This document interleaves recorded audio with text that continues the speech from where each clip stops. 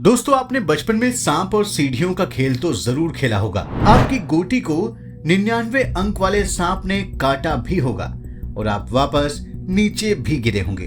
लेकिन क्या आप ये जानते हैं कि ये खेल अंग्रेजों ने नहीं बल्कि हम भारतीयों ने बनाया था और इसे अंग्रेजों ने चुरा कर बस इसका नाम बदल दिया। तो दोस्तों, आज हम आपको बताने जा रहे हैं अंग्रेजों की चोरी का एक किस्सा कि कैसे उन्होंने सनातन धर्म के खेल को सांप और सीढ़ी का खेल बनाकर पूरी दुनिया के सामने अपना बनाकर पेश किया। दोस्तों, आज तक जिसे आप सांप और सीढ़ी या स्नेक एंड लैडर्स का खेल समझते रहे हैं, वो दरअसल मोक्ष पट नाम का ही चुराया हुआ खेल था। असल में ये गेम केवल मनोरंजन का जरिया ही नहीं है, बल्कि ये गेम बच्चों के प्राइमरी एजुकेशन में भी बहुत अहम रोल अदा करता है। इस गेम में बच्चों को नैतिक शिक्षा देकर उन्हें साइंस और फिर उससे भी आगे स्पिरिचुअलिटी यानी आध्यात्म तक पहुंचने का एक नजरिया देता है। लेकिन बदकिस्मती से आज इस खेल का ये रूप लोगों से छुप गया है। आज हम इस खेल के वास्तविक स्वरूप को आपके सामने लाने जा रहे हैं। बस आप देखते रहिए द कर्मा। दोस्तों, शतरंज की ही तरह स्नेक या लेडर या सांप सीढ़ी के खेल का जन्मदाता भारत ही है। भारत में इसे मोक्ष पट या मोक्ष पातम नाम से जाना जाता है। इस गेम का इनाम हमारी सनातन संस्कृति की सबसे उच्च कोटि की स्थिति मोक्ष और सबसे निम्न कोटि की स्थिति पाप से मिलकर बना है। यानी इस खेल में एक तरफ सबसे बड़ी ऊंचाई है तो दूसरी तरफ सबसे बड़ी गिरावट। तो मनुष्य के जीवन मरण के कालचक्र को प्राचीन काल में जिस खेल के जरिए बच्चों को शिक्षा देने के लिए इस्तेमाल किया गया, उसे ही मोक्षपट, मोक्षपातम, मोक्षपट्टम, परमपद सोपान, ज्ञान चौपड़ आदि के नाम से जाना जाता था।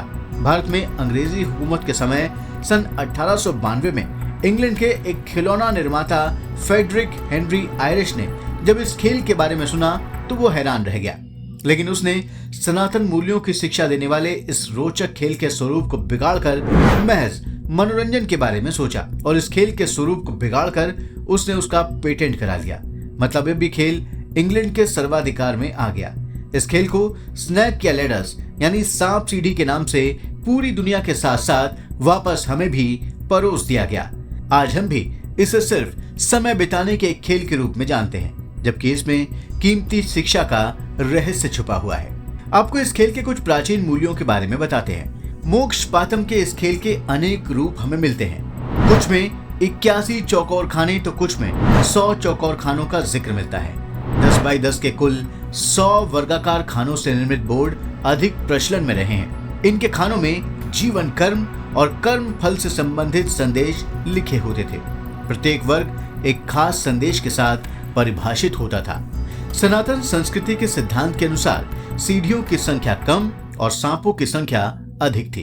अक्सर इसके 12वें, 51वें, 57वें, 76वें और 78वें खानों पर सीढ़ियां होती थी, जो आस्था, स्थिरता, उदारता, ज्ञान और संन्यास का प्रतीक होती थी।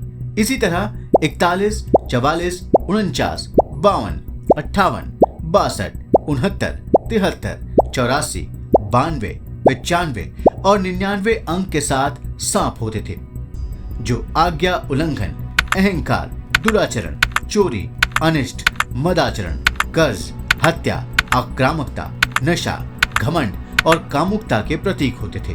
कुछ जगह पर सांप सीढ़ी के इस खेल में सीढ़ी की जगह रस्सी का भी इस्तेमाल होता है। सांप से मतलब था क्रोध, हिंसा, लालच, व्याभिचार जैसे पाप कर्म के कारण मनुष्य को अधोलोक यानी नीचे की ओर गिरना पड़ता है। ये मोक्ष से दूर होने का संकेत देता था। तो सीढ़ी या रस्सी धर्म, विद्या, बुद्धि, परोपकार के जरिए जीवन को उन्नति की ओर ले जाने या ऊर्ध्व लोक या मोक्ष की ओर ले जाने का प्रतीक थी। आपको बता दें कि सनातन ग्रंथों में 4 प्रकार के सर्पों का वर्णन मिलता है, जो हमें अधोलोक की ओर ले जाता है। ये 4 महासर्प हैं पर स्त्रीगमन, चोरी करना, हत्या करना और मदिरापान। जबकि 4 प्रकार की सीढ़ी या रस्सी जो मोक्ष की ओर, ऊर्ध्व लोक की ओर ले जाती है, वो है सत्य, तप, दया और दान। इस खेल को 13वीं शताब्दी में संत ज्ञानेश्वर ने फिर से विकसित किया। इसका उल्लेख हमें वृहत ज्योतिषा वर्ण में भी मिलता है। इस खेल के करीब 200 प्रकार के विवरण मिलते हैं, जो एक तरह से सनातन मूल्यों की शिक्षा और ज्ञान के भंडार का संक्षिप्त शब्दकोश हैं। परंतु अंग्रेजों की कुटिल सनातन विरोध की नीति के कारण अब ये मात्र सांप सीढ़ी के खेल तक सिमट कर रह गई है।